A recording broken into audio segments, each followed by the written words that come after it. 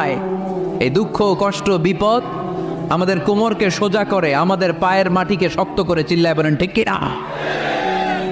প্রতিকূল পরিবেশে কিভাবে বাঁচতে হয় এই দুঃখ কষ্ট আমাদেরকে শিখায়। এজন্য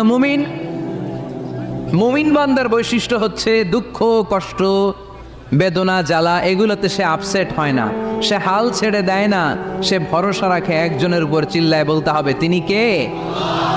কারণ মুমিন জানে রাত্রি যত গভীর হয় অন্ধকার তমানিসা ভেদ করে সুবহে সাদিক হয়। মুমিন জানে গর্ভবতী নারীর পেটের ব্যথা যেই দিন বাড়তে থাকে ওই দিনই নতুন মেহমান আগমনের সময় ঘনাতে থাকে। মুমিন জানে তার জীবনে দুঃখ কষ্ট বিপদ যত বাড়তে থাকে সুখের দিন কাছে আসতে থাকে। এজন্য মুমিনের হারাবার কিছু নেই। ইন্না মাআল উসরি ইউসরা, ইন্না মাআল উসরি ইউসরা। নবী হে, কষ্টের পরেই আছে আনন্দ, দুঃখের পর